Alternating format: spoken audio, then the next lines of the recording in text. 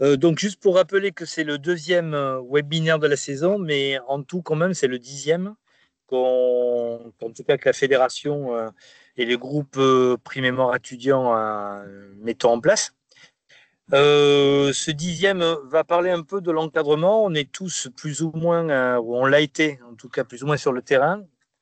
Ok, donc ça pose pas de questions particulières quand on dit oui, oui, j'encadre, oui, j'enseigne, oui, oui, j'entraîne. Mais il y a toujours quand même des questions, j'espère que ça continuera à se poser, c'est que comment on fait. Donc il y a plusieurs éléments à prendre en compte, on ne va pas revenir dessus, et je ne vais pas y revenir dessus, mais il y a des éléments quand même qui touchent à la personnalité de l'individu que l'on encadre, ok, même s'il est dans un groupe.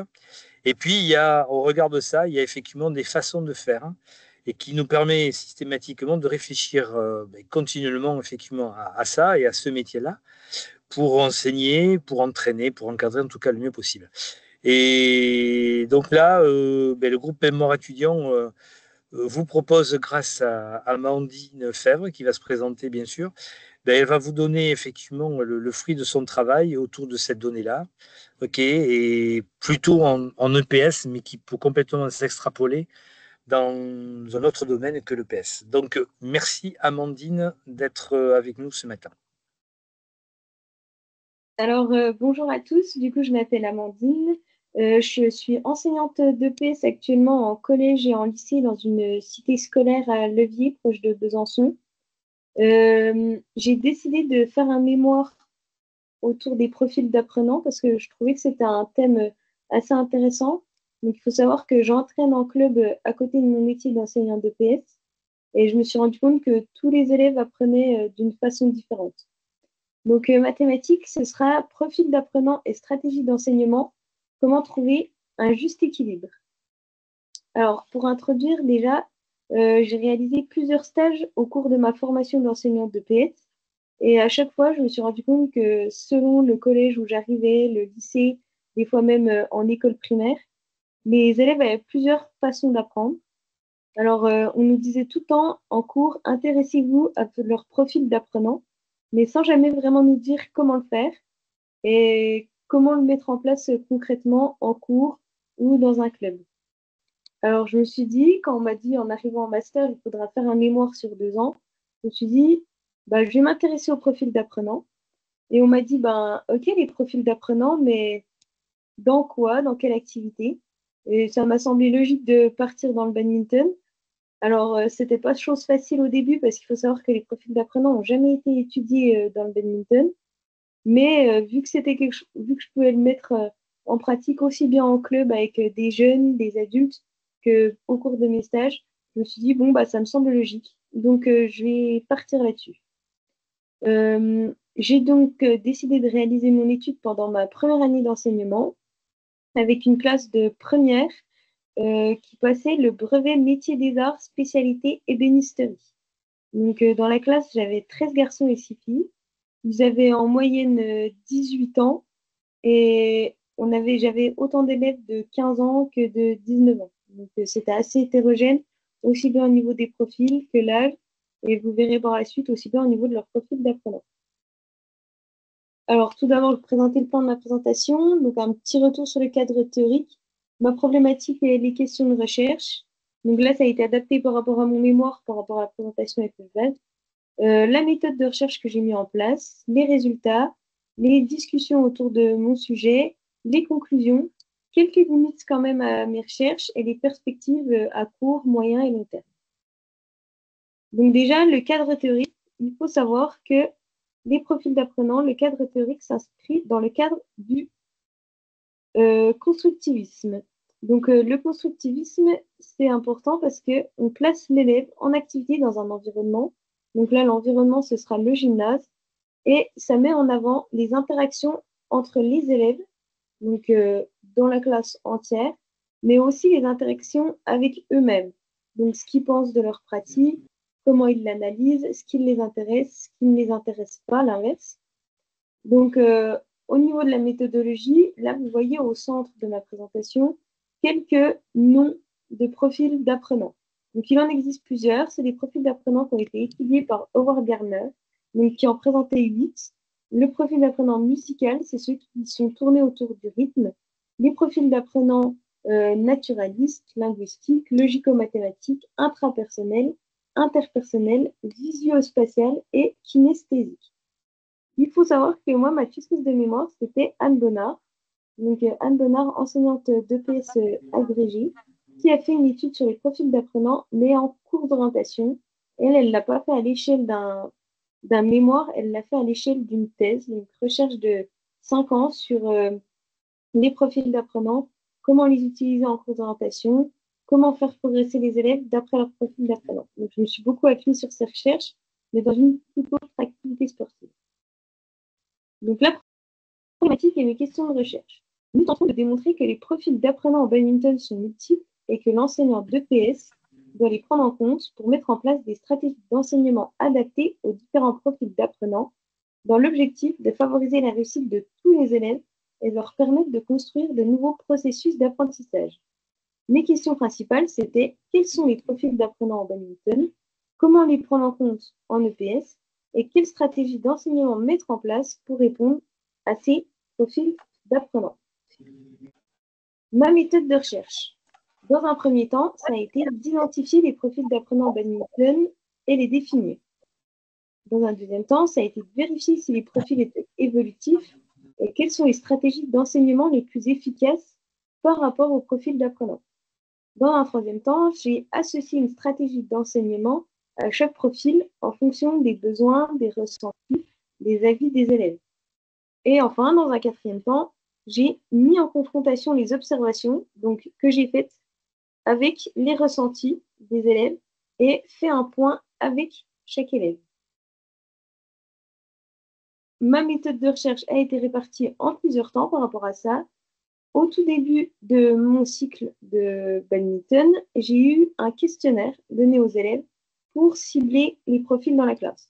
Donc, je me suis appuyée sur ce que je connaissais déjà des profils d'apprenants, des recherches que j'avais faites. J'ai ciblé les profils en analysant le champ lexical employé par les élèves et leurs besoins. Dans un deuxième questionnaire, à l'issue de la leçon 5 du cycle, donc c'était un cycle de 8 leçons, j'ai fait un point sur l'évolution des profils et j'ai associé des processus d'apprentissage à des stratégies d'enseignement. Alors, entre ces deux questionnaires, les élèves, ils ont vécu un cycle presque complet, donc déjà de pas mal de séances, de 5 séances de 2 heures de badminton, et ils avaient pris part à plusieurs situations d'apprentissage. À la fin du cycle, j'ai fait un entretien d'explicitation. Donc, c'est une technique de Pierre Vermersch qui consiste à poser des questions à l'élève sur ses ressentis et sortir une liste de mots-clés.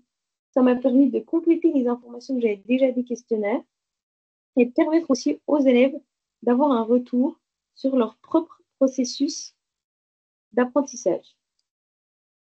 Alors, tout d'abord, il convient de définir ce qu'est un profil d'apprenant. Pour vous tous, un profil d'apprenant, c'est un ensemble d'informations interprétées concernant un apprenant ou un groupe d'apprenants. Les informations sont collectées ou déduites à l'issue d'une ou plusieurs activités pédagogiques, qu'elles soient ou non informatisées. Les informations contenues dans le profil de l'apprenant peuvent concerner ses connaissances, compétences, conceptions ou encore son comportement. Donc ça, c'est une définition de Jean-Marie Daubert. S'il fallait faire un résumé de cette définition, je dirais que c'est tout ce qui concerne l'élève, la façon dont il apprend, la façon dont il se repère en cours, la façon dont il absorbe ce qu'on va lui transmettre et la façon dont il réalise la tâche et ce qu'il en pense. Alors, dans ma classe, j'ai identifié 4 profils d'apprenants. Les profils d'apprenants étaient le kinesthésique, l'hypothético-déductif, l'écologique et l'interpersonnel. Alors, chaque profil d'apprenant a un processus d'apprentissage différent. Pour le kinesthésique, il faut donner du sens à la pratique. Okay, c'est une personne qui a besoin qu'on lui dise si tu vas faire du multivolant, ça donne du sens parce que c'est pour stabiliser le geste. Le suivant, l'hypothético-déductif, c'est donner des descriptions techniques, donc des éléments très techniques. Par exemple, tu fais du multivolant, cette fois-ci, c'est pas pour le réutiliser plus tard, mais c'est sur le moment clé, c'est j'avance dans mon volant, je prends le volant tôt, plein d'informations qui vont faire qu'il se dit, ah d'accord, si je réalise ça, j'arriverai à faire un amorti. Si par-dessus une autre information technique, je relâche encore mieux mes doigts, j'accélère la tête de la raquette, je vais faire un smash. Le suivant, c'était l'écologique, c'est donner des informations sur l'espace. Alors, c'était plutôt des repères en termes de zone. J'allais dire à un élève, tu vas faire un amorti. Il me disait, mais madame, c'est quoi un amorti? Je ne sais pas comment je le fais. Alors, je lui disais, bah, écoute, tu vas viser la zone avant du terrain. Et en parlant en zone, donc là, c'est à une petite échelle parce que c'est que sur amorti, mais par exemple, en disant, bah, je vise les espaces libres loin de mon adversaire, et ben, ça leur permet de rentrer plus dans une logique de match. Et le dernier, le profil interpersonnel, c'est ceux qui étaient plutôt fixés sur les autres. Ils avaient besoin de travailler en groupe, ils avaient besoin par moment de regarder quelqu'un faire le geste pour le répéter. Ils ont besoin de avoir les conseils de personnes, ils ont besoin de se sentir entourés.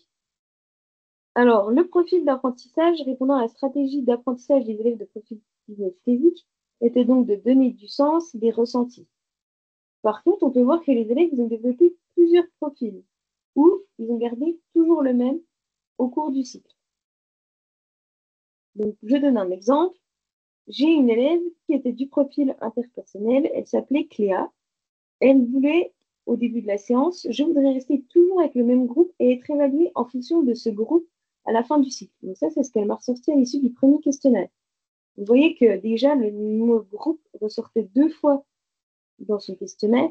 Elle se sentait beaucoup plus à l'aise d'être avec des copains, pouvoir dire ce qu'elle pensait. Elle avait des retours, c'était plus simple quand c'était avec des gens avec qui elle était à l'aise. Je me suis dit, est-ce qu'elle a développé d'autres profils d'apprenants au bout de 5 séances?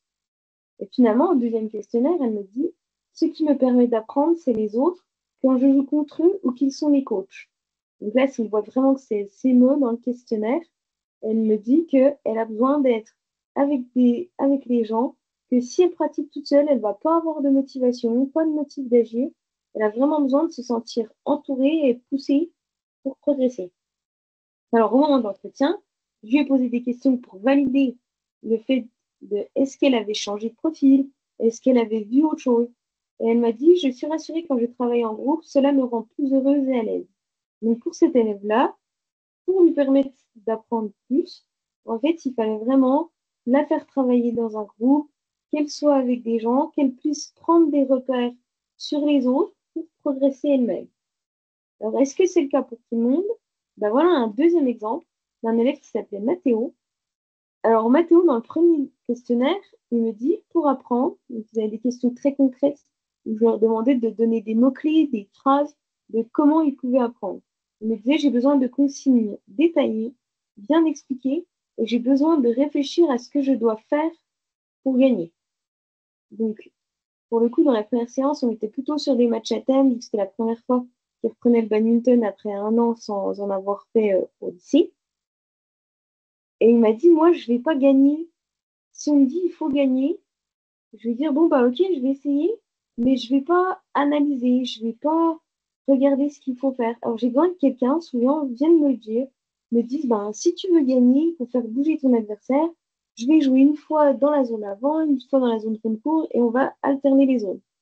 Alors, cet élève-là, il a été passé comme hypothético-déductif, parce qu'il avait besoin de description technique, que ce soit au cours des situations, au cours des matchs, beaucoup, beaucoup de retours. On se dit, bah, au cours du cycle, est-ce qu'il a développé d'autres profils d'apprenants? Et au deuxième questionnaire, il annonce, mes sensations et mes émotions me permettent d'apprendre, car selon la pression que je me mets, je n'arrive pas à bien jouer avec ma raquette. Alors là, ce serait plus un profil kinesthésique, parce qu'il a besoin de donner du sens à son apprentissage à travers les sensations qu'il ressent au cours des situations.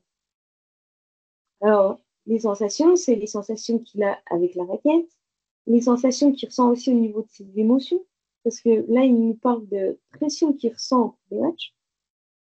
Alors, je me suis dit, bah, quel processus d'apprentissage il valide à la fin?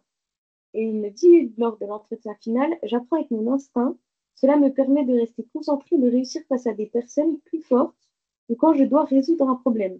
Donc là, il nous parle de résoudre un problème, donc il revient un peu à ce qu'il notait au premier questionnaire, donc hypothético-déductif, mais il nous parle aussi des personnes qui l'affrontent et de son instinct. Donc son instinct, on reste vraiment dans le kinesthésie.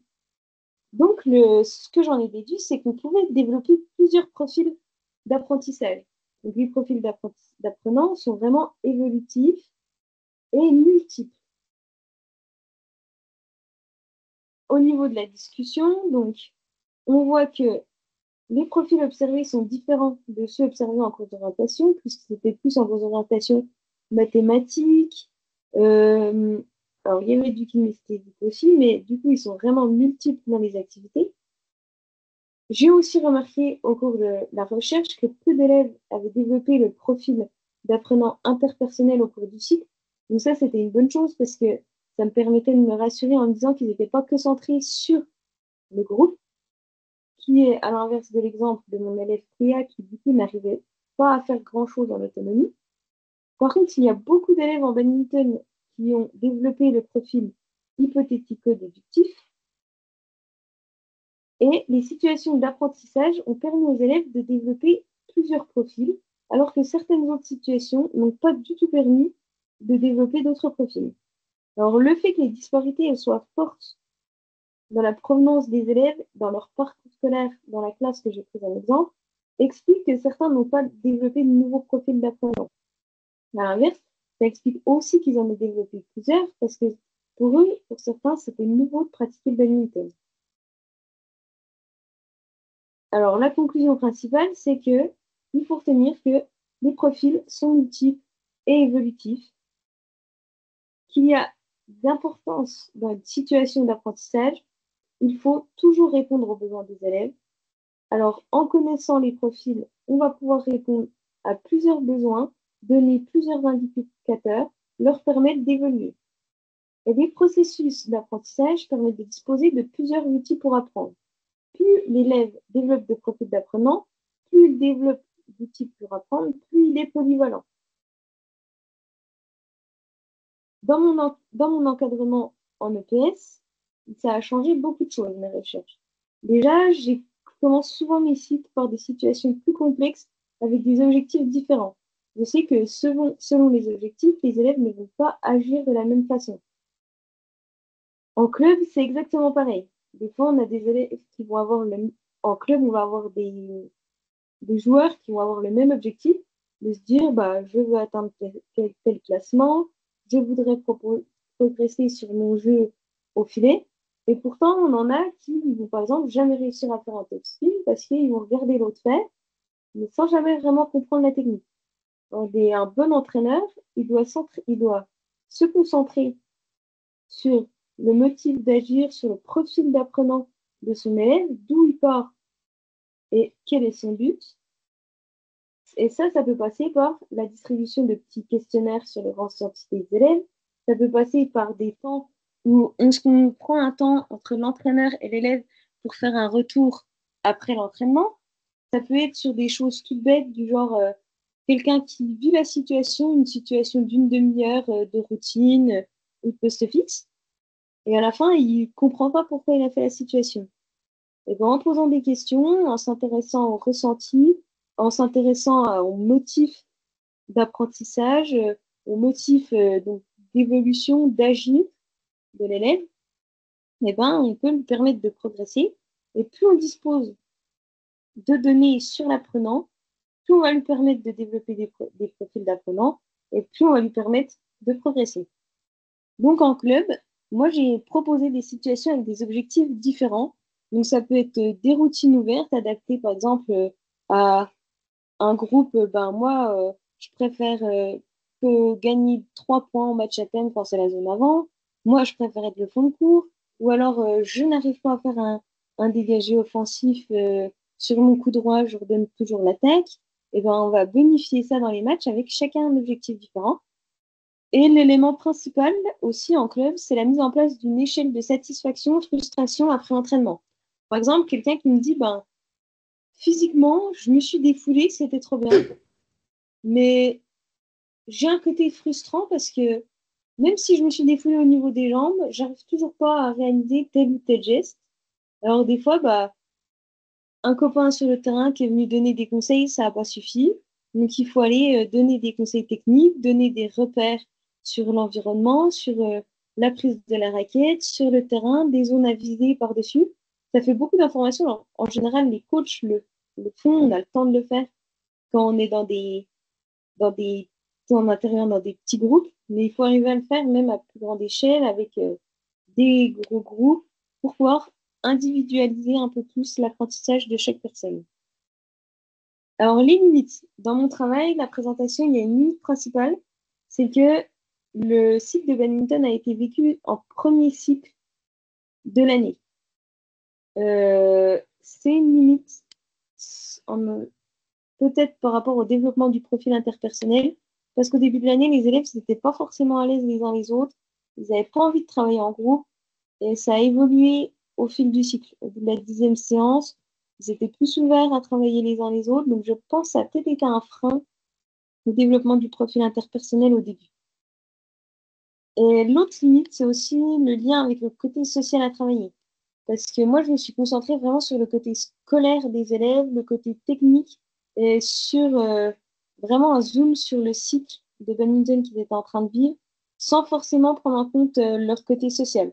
Donc, j'ai appris à travers les questionnaires que j'avais une élève, euh, niveau social, ses parents ne parlaient pas un mot de français, et en fait, elle avait très peu de temps à côté des cours pour passer du temps avec les autres. Donc, elle se faisait pas forcément d'amis parce qu'en fait, elle allait souvent, elle accompagnait ses parents à leur rendez-vous pour faire la traductrice. Donc, ça, c'est des éléments à prendre en compte parce qu'en fait, ce qui est externe aux entraînements, euh, à, à l'école, avait un impact quand même direct sur son profil d'apprenant et limitait le fait qu'elle développe davantage de profils. Au niveau des perspectives, donc je souhaiterais vraiment mettre en avant l'importance de l'individualisation pour tout le monde. Alors même quand on est dans un grand groupe, ça peut se faire quand même, c'est difficile, ça demande du temps, mais plus on le fera, plus ça permettra à tout le monde de progresser. En termes de réussite, donc il faut mettre en place des, des objectifs qui sont vraiment qualifiables et qui sont réalisables. Donc, et par rapport à ça, donc, ça peut être une réussite personnelle, ça peut être une réussite sportive, mais en fixant vraiment un but de réussite, ça peut permettre de progresser. Je reviens aussi sur un élément que j'ai oublié de parler, c'est les stratégies d'enseignement. Donc, en fait, adapter la stratégie d'enseignement au profil d'apprenant va permettre la réussite et va permettre la performance. Quand on s'intéresse à ce qui décrit l'élève et qu'on peut mettre des stratégies d'enseignement concrètes face à ça, ça permet à tout le monde de, de s'améliorer. Aussi, ce qui est important dans les profils d'apprenants, c'est le partage, parce qu'on va être dans le partage de temps de l'entraîneur vers du prof, vers l'élève, vers le sportif, mais aussi le partage de sensations, de ressentis. Parce que si on ne sait jamais, par exemple, quelqu'un à qui vous ne parlez pas souvent, qui vient à vos entraînements, on ne sait pas ce qu'il ressent, et ben on ne peut pas modifier la façon dont on va enseigner. Donc c'est là qu'on se dit, bon, alors si tu es kinesthésique, ok, je vais mettre plutôt ça en place, j'adapte ma stratégie d'enseignement, donc j'adapte la façon dont je vais t'aider à apprendre. Comme ça aura plus de sens pour toi et ça permet ton développement. On donne du sens, on individualise, on s'intéresse aux motifs d'agir des personnes qu'on encadre et on adapte notre stratégie d'enseignement par rapport à ça. Alors, les points importants que j'aimerais qu'on retienne de cette présentation, c'est l'individualisation, c'est l'adaptation qui est continuelle et c'est le fait que plus vous permettez à ceux que vous encadrez de développer des profils d'apprenants, plus ils seront polyvalents et plus ils pourront devenir encore meilleurs. Donc voilà, je vais passer sur les remerciements. Déjà, je voulais remercier la Fédé de me permettre de faire la présentation. Je voulais remercier aussi Michel, que j'ai rencontré après avoir gagné le concours des mémoires il y a déjà maintenant 2 ans. Je voulais remercier aussi les personnes qui m'ont accompagnée dans la réalisation de mon mémoire, les élèves qui ont participé, Madame Bonnard qui m'a fait beaucoup de retours et de conseils, et tous ceux qui m'ont accompagné au cours de la réalisation de ce mémoire. Voilà, donc merci à tous et merci à vous pour votre écoute. Merci Amandine. Merci Amandine. Écoutez, voilà, il nous reste une petite demi-heure, donc j'espère qu'on va en profiter quand même pour converser autour de sa présentation. Si certains ont déjà une, deux questions, écoutez, allez-y. Moi, j'en ai plein, moi, mais je préfère que ce soit vous, quoi. Allez, moi je me lance si ça vous va. Vas-y, Christophe, merci. Merci beaucoup Amandine. Il me semble qu'on s'était vu au DE à Strasbourg, non? Sur un Oui, entretien de... Donc je regrette encore plus que tu ne sois pas venu sur le DE du coup après cette présentation. Merci pour cette présentation. Donc tu es allé assez vite, c'est le fruit d'un travail relativement long à mon sens, et donc tu es allé vite dessus, et j'aurais envie d'explorer beaucoup plus le domaine là. Euh, mais j'ai une première question. Est-ce qu'il te serait possible de revenir un petit peu plus sur comment est-ce que tu arrives à identifier les différents profils d'apprenants? Parce que ouais, ça m'intéresse vraiment pas mal. Et comment est-ce que tu arriverais à mettre ça en place voilà, sur un effectif de club, on va partir sur un créneau, sur peut-être le créneau de nos compétiteurs, un truc comme ça, sur une douzaine de jeunes. Comment est-ce que tu mettrais ça en place, toi? alors moi, comment j'ai réussi à cibler les profils d'apprenants, c'est passé par des questionnaires du coup. Le premier questionnaire, c'était vraiment très large comme question. C'était un Google Form que j'ai envoyé à tous mes élèves à l'issue de la première séance. Je leur ai pas imposé de temps pour le remplir, pas... alors j'avais imposé une deadline quand même pour étudier les réponses. Et les questions, elles étaient très simples. C'était des choses du genre, qu'avez-vous appris ce matin? Ça peut concerner tout le cours. Alors c'était écrit dessus. Votre apprentissage peut concerner tout le cours, seulement des éléments dans votre groupe, ce que vous avez appris par l'enseignant ou tout seul. Deuxième question, c'était ce que vous avez appris ce matin vous servira-t-il plus tard? Alors, vous devez mettre oui ou non. Et je mettais si oui, est-ce que ça vous servira uniquement lorsque vous jouerez au badminton, uniquement durant les cours de PS, dans votre vie quotidienne? Vous devez cocher. Ok. Après, j'avais mis des questions. D'après vous, quels éléments développent vos apprentissages? Donc, ils pouvaient cocher les cases. Il y avait les consignes. Bien sûr, j'avais déjà un peu ciblé des mots-clés précis. Mais il y avait des mots-clés qui ne sont pas du tout ressortis sur les questionnaires. Donc, c'est ça qui m'a aidé à faire les choix après. C'était les consignes, les autres, le matériel, l'enseignant, les retours des camarades, les retours de l'enseignant. Donc, plein de choses où ils pouvaient cocher. Et après, c'était que peut mettre en place l'enseignant pour vous faire apprendre encore plus. Donc là, c'était vraiment à eux de me dire, ben, si par exemple j'avais oublié quelque chose qui apparaissait pas dans le questionnaire ou dans le cours, eh ben, qu'est-ce que j'aurais pu faire pour que ça aide encore plus? Et la dernière question, c'était qu'est-ce qui a eu le plus d'impact sur votre matinée pour vous permettre d'apprendre? Et là, j'ai eu des réponses qui allaient de partout, des choses du genre, ce qui a eu le plus d'impact pour moi, ça a été d'avoir une raquette neuve, alors que les autres, ils jouaient avec des vieilles raquettes, alors que tout le monde avait les mêmes raquettes.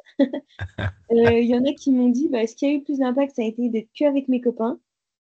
Ce qui a eu le plus d'impact, c'est quand vous avez changé la consigne parce que je préférais telle à telle consigne. Et j'ai eu beaucoup d'éléments. Et en fait, le questionnaire que j'ai envoyé la deuxième fois, il était presque sensiblement le même, sauf que c'était des questions ouvertes. Ok. Et là, donc, j'ai eu encore plus d'informations. Ils ont bien détaillé. Après, ils ont vraiment joué le jeu, les élèves que j'avais. Donc, c'était super sympa. Et le grand bilan, bah, il s'est fait vraiment pendant les entretiens. Parce que j'ai eu de la chance, j'ai pu faire passer tous mes élèves sur 2 heures et pouvoir vraiment ressortir. Alors, en fait, les choses importantes qui m'ont permis de les catégoriser, ça a été les mots-clés. Dans mon mémoire, j'ai pu le faire ressortir vraiment, mais ça a été des choses du genre, si par exemple l'élève utilise un champ lexical qui tourne autour du groupe, de l'appartenance à un groupe, bah, il sera plus du profil interpersonnel. Donc, pour les séances d'après, il faut que je pense à le mettre dans sa zone de confort, à le faire jouer en groupe, ou à l'inverse, sortir de sa zone de confort, plus de groupe, et je vois s'il est bloqué au niveau de son apprentissage. Ok, ok. Super, merci, merci de cette réponse. De rien. Ton Ah, micro est Michel, fermé, tu as levé Michel. la main, mais tu n'as pas activé ton Excuse-moi, micro. excusez-moi. Euh, euh, pour faire suite à la question de Christophe, en fait, si je comprends bien, c'est tu as fait quelque chose, un premier débroussaillage et au fil des questionnaires, tu as complètement affiné pour vraiment caractériser le profil des élèves que tu avais. Oui, bah, mon Ok. objectif, c'était surtout de voir si, comme je l'ai dit, s'ils gardaient le même profil ou s'ils en développaient plusieurs. Parce qu'en fait, plus on développe de profils d'apprentissage, plus on est polyvalent, plus on a d'outils pour apprendre. Donc, ceux qui restent bloqués, bah, en fait, ils limitent un peu leur apprentissage, alors que ceux qui en développent plusieurs, eh ben, ils vont devenir vraiment plus polyvalents. Et bah, c'est ceux qui arrivent à être un peu plus passe-partout Ouais. et s'adapter à toutes les sortes de consignes. Ok. Donc tu avais des profils, il t'a semblé que tu avais des profils qui étaient un peu plus passe-partout que d'autres. Et est-ce que Oui, tu penses que l'encadrant, je prends un terme générique, hein, c'est pas que PS, hein, oui, oui. a un rôle de développer effectivement le couteau suisse, comme je vais l'utiliser comme ça, mais en tout cas de développer les différents types de profils possibles, même s'il y en a un qui est plus dominant chez quelqu'un, est-ce que c'est le rôle d'un encadrant d'en développer d'autres, selon toi? Ah oui, oui, je pense que plus on va être dans l'accompagnement, plus on va faire vivre des situations, plus la personne elle va se rendre compte de choses, plus elle aura de motifs d'agir et plus elle va devenir vraiment polyvalente. Là, un encadrant qui ne se remet pas en cause sur sa pratique, qui va proposer toujours la même chose, parce que par exemple, des fois, ça peut être même des défauts d'encadrant de se dire ouais, j'adore le multijouer, on va faire que du multivolant et après on part en match ou des choses dans le genre. Et ben, ça peut limiter l'apprentissage des élèves, des jeunes qu'on a, parce que eux, c'est pas du tout leur centre d'intérêt. En fait, si son motif d'agir, c'est vraiment travailler que la technique, bah, le jeune, il va trouver aucun intérêt à se dire, ben, je fais des matchs à thème. Il va se dire, bah, mes entraînements, ils sont nuls. Alors oui, je sors d'un entraînement, je suis complètement défoulée, j'ai bien mis les jambes, je sors, je transpire à fond, mais, mais il peut se dire, j'ai l'impression de rien apprendre. Alors que son copain, il va sortir en disant, ah, les matchs à thème, c'est trop bien parce que on se rend compte que ben, on va jamais chercher telle ou telle zone du terrain, on fait jamais telle frappe. Donc, j'ai appris plein de choses parce que ça me semble le plus concret. Et c'est là que bah, l'encadrant, s'il s'intéressait vraiment au profil d'apprenant de tous ces joueurs, il peut se dire, ben, cette séance-là, bah, elle est peut-être un peu frustrante pour un joueur, donc la prochaine séance, on va peut-être inverser les rôles. Mais comme ça, tout le monde vit plusieurs situations, des situations qui peuvent être complexes ou pas. Mais en tout cas, ça permet à tout le monde de voir s'il apprend, d'apprendre à son rythme. Merci. Christophe. Ouais. Euh, du coup, moi, j'organise des stages départementaux là depuis 3 ans et j'attache une importance assez forte à varier beaucoup les coachs parce que de manière un peu instinctive, avant de suivre ton webinaire, je me disais que en fonction des coachs, bah, le discours de l'un ou l'autre va avoir des répercussions différentes selon les jeunes. Et donc, j'essaie toujours d'avoir un pool de 6, 7, 8 coachs différents tout au long de l'année pour avoir ces différents discours. Donc ça va plutôt dans le sens, j'ai l'impression, de ce que tu dis. Euh, Oui, donc, je pourrais dire scientifiquement que c'est bien de faire ça maintenant. Alors qu'avant, je le oui. disais de manière un peu empirique, quoi. Ouais, c'est ça. En fait, il faudrait que les coachs ils s'inscrivent dans un processus un peu de formation continue pour des fois remettre en cause bah, pas forcément, d'ailleurs, pas obligé de remettre en cause, mais juste histoire de voir les nouvelles choses qui se font, peut-être des choses auxquelles ils pensent pas, un peu centré sur des situations que eux, ils affectionnent ou qui ont déjà marché dans le passé, et puis peut-être que bah, c'est plus trop d'actualité. Donc c'est vrai qu'avoir plusieurs coachs, avoir plusieurs jeunes, même l'avis des jeunes à la fin du moins je sais, à la fin de chaque stage, partager un petit Google Form, bah, qu'est-ce que vous auriez changé? qu'est-ce que vous avez le plus aimé, qu'est-ce qui vous a le moins aimé. Ça permet d'avoir des petits retours directs vraiment sur le moment. Et ça permet d'avoir l'avis de chaque jeune. Et des fois, alors ça marche avec les jeunes et avec les adultes, mais on s'en rend pas compte. Mais pour une situation, il y a des gens qui vont dire ouais, j'ai adoré, c'était incroyable, c'est la première fois que je vis ça. Puis un autre qui va dire bah, en fait, moi, je mange de ça tout le temps au club. Mon entraîneur, il me fait que ça. J'étais venue pour découvrir de nouvelles choses. Je me sens un peu frustrée, quoi. Super. Merci, Mamoudine. De rien. Autre question. Michel Gauthier, t'es où? Gilles, ravi que Ah, tu sois là aussi. Florent, moi, volontiers, si je peux prendre la vas-y, parole. vas-y, Michel. On ne te voit pas. Est-ce que tu es en train de manger? Tu es au resto? Voilà. Alors, malheureusement, mon PC a un problème, c'est que la caméra, je peux te le mettre, mais c'est tout noir. Mais ouais, mais t'es bien comme ça, je trouve. Hein. Ouais, ouais, Non, non, vas-y, vas-y, magnifique. vas-y. Vas-y, Ouais, c'est bon, vas-y. pas de souci. Du coup, déjà, merci beaucoup, Amandine, pour la présentation. C'est passionnant, je trouve, comme sujet, et surtout très, très, très actuel, parce qu'effectivement, c'est de Merci. loin. Bah, c'est un peu frustrant parce que c'était rapide pour quelque chose qui m'a pris 2 ans, mais je suis contente de l'avoir présenté quand même. J'imagine bien. J'ai Enlève, vite fait. enlève ta caméra, Michel, va. Oh, c'était pour toi, hein, Ok, super. pas de souci. Du coup, j'ai vite fait feuilleter là, durant les questions, ton mémoire que j'ai trouvé sur le net là. J'ai vu que Anne Bonnard avait du coup 3 profils, enfin, avait trouvé trois profils, donc dominance motrice, verbale et réflexive. Toi, tu es Mm. plus sur. Mais du coup, sur 19 joueurs, est-ce que tu penses qu'il y aurait. Enfin, parce que 19 en réalité, alors c'est beaucoup et pas beaucoup en soi. Est-ce qu'il y aurait peut-être des profils qu'on n'a pas encore trouvés? Et si oui, peut-être. Enfin, c'est une question générale, mais. Oui, et ben, je pense que c'est possible. Alors, peut-être pas forcément en badminton, parce que du coup, j'ai remis en place mon mémoire. Je l'ai fait aussi dans un club l'année d'après. C'était ce qui m'avait peut-être motivé à passer le DE d'ailleurs. Et j'en ai pas retrouvé en BAT parce que c'était quand même assez large.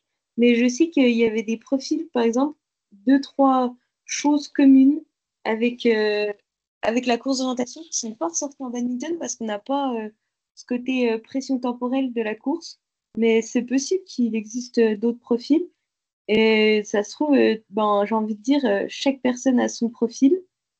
Et peut-être qu'il y a des choses auxquelles on n'est passé à côté. Mais pour le coup, même en ayant remis mon mémoire en place en club autre que en scolaire, j'ai jamais eu de nouveau profil. Ça marche. Ok, merci. De rien. Ah oui, excuse-moi, tu dis que dans ton club, tu es parti aussi sur ces 4 profils-là que tu as trouvés et tu n'en as pas forcément trouvé d'autres. En tout Alors cas, en qui fait, étaient prédominants, quoi.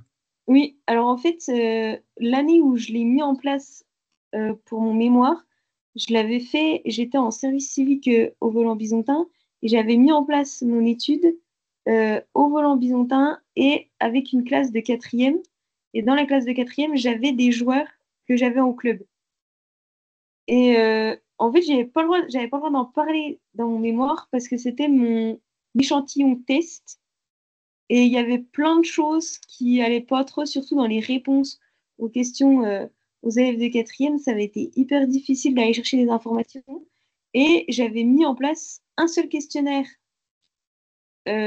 un seul questionnaire à la fin du cycle. Pas, pas échelonné comme je l'ai fait dans la recherche finale, Hmm. avec un au début du cycle, un au milieu et un à la fin. Et ben, par rapport au cadre de mon mémoire en termes scolaires, vu que j'étais dans un master pour devenir enseignante de PS, ben, le fait que je l'ai fait en club sortait du cadre réglementaire de mon mémoire, donc j'avais pas le droit de le mentionner dans mon mémoire. Hmm. Mais les profils d'apprenants initiaux, j'étais quand même allée les chercher aussi dans le club de badminton. Et d'ailleurs, par rapport au club de bad, j'avais pas d'élèves de profil.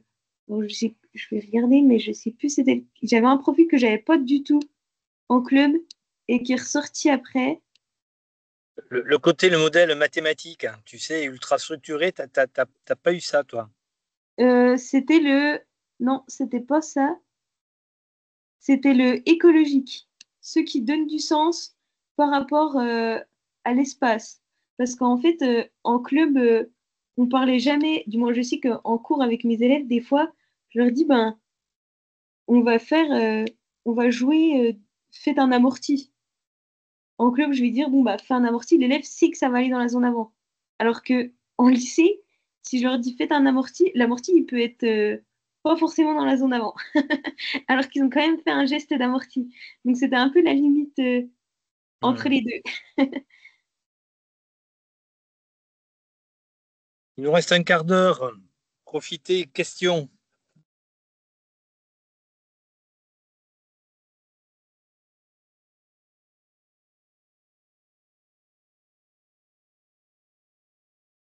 Bon, j'en ai une. Est-ce que tu as vu des élèves qui ont découvert que finalement, ils pouvaient apprendre d'une autre façon que celle qu'ils croyaient, avec laquelle effectivement ils apprenaient jusqu'alors, et que pour eux, ça a été une découverte, mais au-delà de l'activité badminton, quoi. C'est-à-dire que vraiment, ils étaient contents ouais, enfin, contents, ou en tout cas surpris dans un premier temps et heureux peut-être à la fin. Mm. Alors oui, j'ai eu plein d'élèves qui étaient super contents d'avoir... bah, j'en ai beaucoup qui, à la fin des entretiens, en fait, m'ont posé plein de questions en me disant ah, mais madame, du coup, j'apprends que comme ça, moi. Et je dis, ben non, non, pas forcément. Vous n'êtes pas enfermé dans un bloc où vous apprenez que comme ça, mais c'est ce qui vous motive à apprendre plus.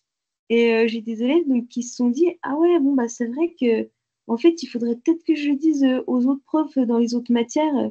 Moi, c'était surtout, par exemple, bah, l'élève Cléa qui est resté du profil interpersonnel. Il y avait des matières, donc eux, ils étaient en ébénisterie. Quand c'était un projet de groupe, elle se sentait super efficace, elle apportait bien sa pierre à l'édifice.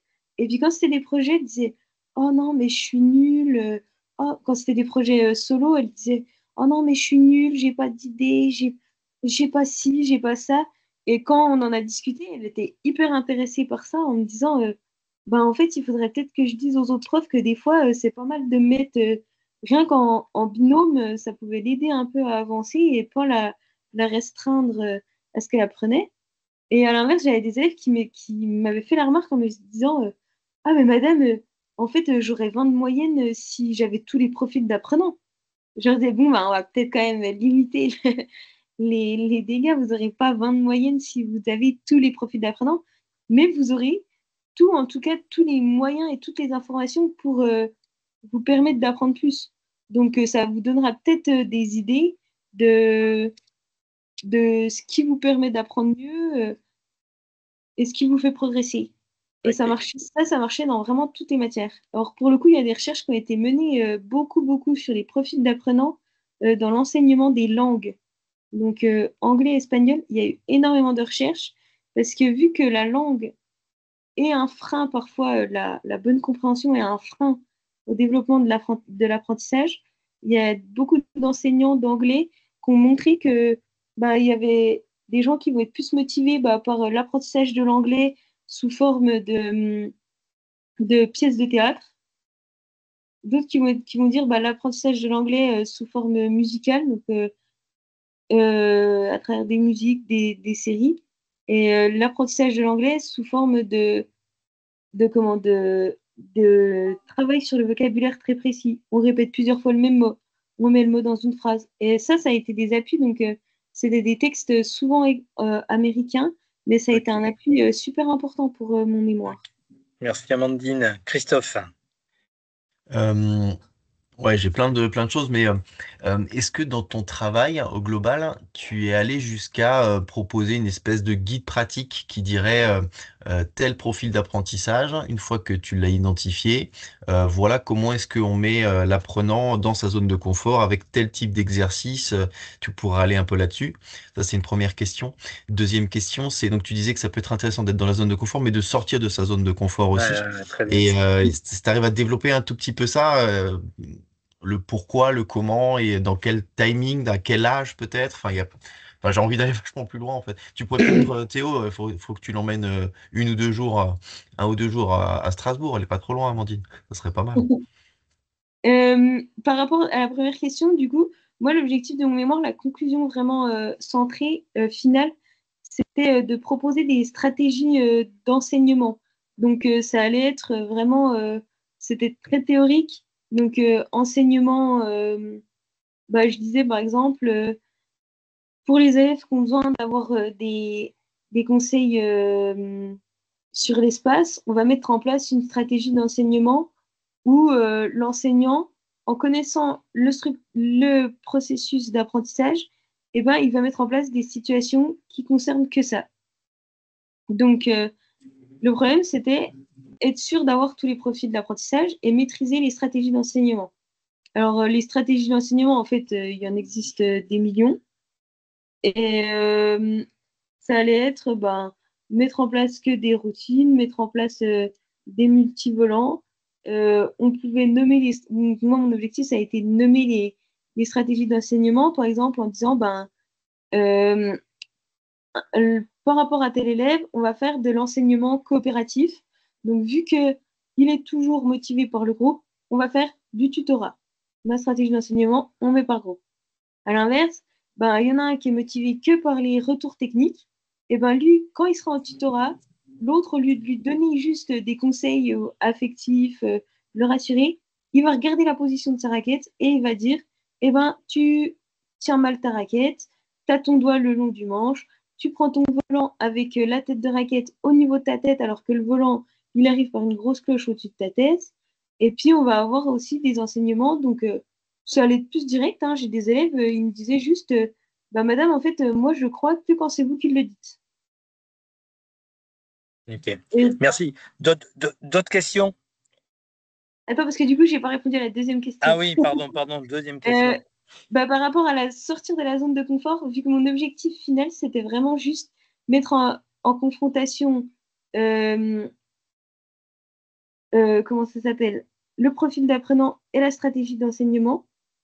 Et ben du coup, c'était vraiment cet objectif-là. Donc, je n'étais pas poussée à l'échec en me disant on leur en fait découvrir des nouvelles, mais en mettant en place des nouvelles situations qu'ils n'avaient jamais vécues.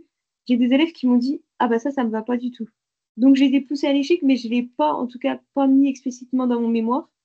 Alors, mon objectif, c'était de faire une thèse à la base après mon mémoire. Et après, j'ai abandonné quand j'ai monté ma micro-entreprise d'entraînement de badminton. Ok, merci Amandine. Il y a Théo qui a écrit, puisqu'il ne peut pas parler à l'endroit d'où il est. Il pose une question. Avais-tu une hypothèse de classement des apprenants en amont de ton expérimentation? Ça, c'est la première question. Mm. Et ou bien est-ce que l'expérience a induit des catégories que tu proposes? Alors, ouais, bah du coup, par rapport au paradigme de l'apprentissage, ouais. Euh, bah, la thèse, la France a besoin de toi. Par rapport au paradigme d'apprentissage, non, j'avais pas du tout. Mon mémoire, ça a fonctionné dans l'autre sens. Ça a fonctionné dans d'abord, je pose les questions aux élèves et après, ils me ressortent des mots-clés. Et après, les mots-clés me permettaient de passer sur le classement des apprenants. Donc, du coup, je suis pas du tout passée par d'abord les paradigmes de l'apprentissage pour ensuite annoncer les profils d'apprenants parce que au tout début, quand j'avais fait les études, j'étais partie des 8 profils d'apprenants de, de Wagner. Et du coup, c'est vrai que j'étais plus partie de ça en me disant, je fais sous forme de catégorie que sous forme de théorie de l'apprentissage. Et après, c'est vrai que ça s'est assez vite regroupé, sachant que moi, dans mon enseignement, je suis pas trop pour les, les théories de l'apprentissage écologique. J'étais plus socio-constructivisme. Donc, du coup, ça m'a quand même forcé à modifier ma façon d'enseigner aussi. Ouais. Il reste, merci Amandine. Il reste, allez, moins de 10 minutes. D'autres questions pour l'instant, Théo, Christophe et moi-même, mais je pense que tout le monde a des choses à dire. Et grâce à vos questions, encore une fois, vous allez éclairer un peu nos lanternes.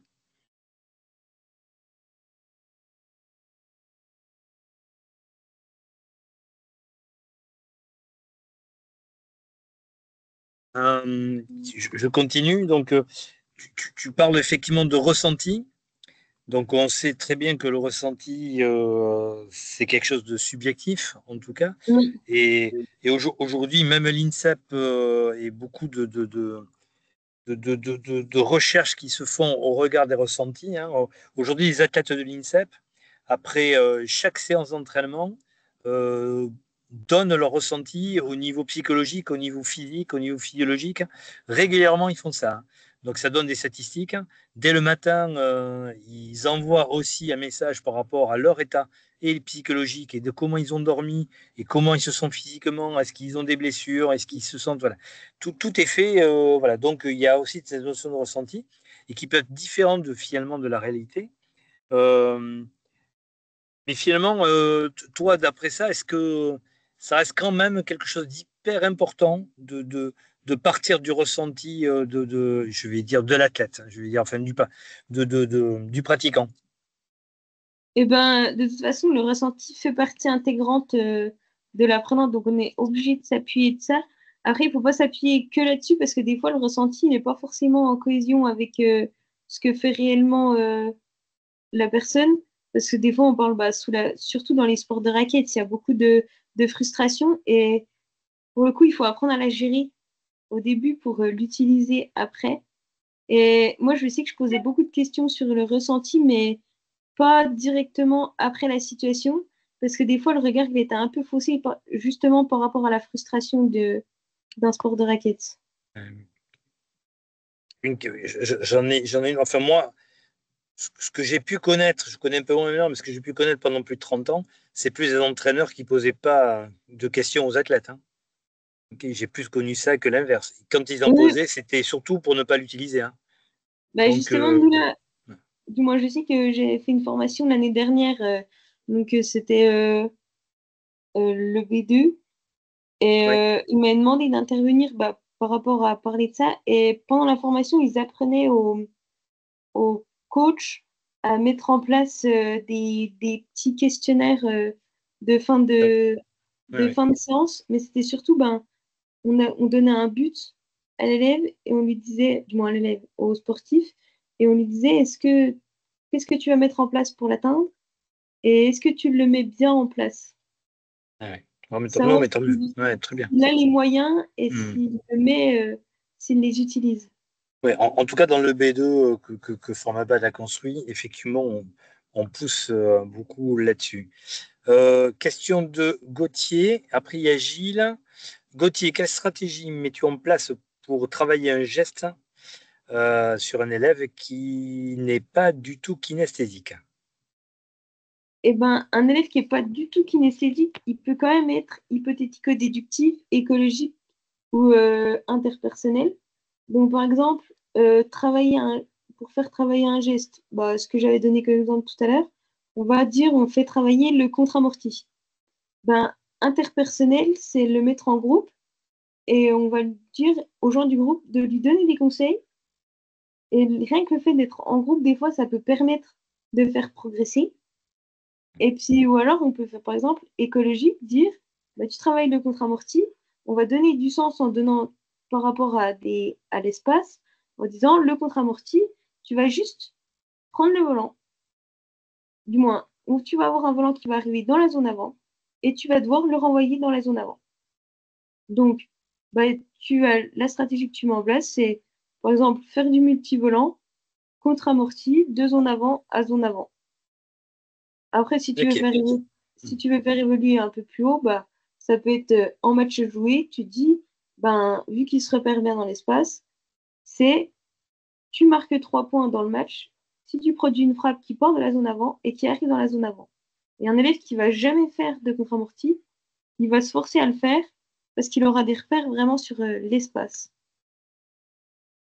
Ok. En tout cas, il faut quand même trouver son profil ou en tout cas les éléments de son profil pour trouver la bonne stratégie d'enseignement dont tu parles.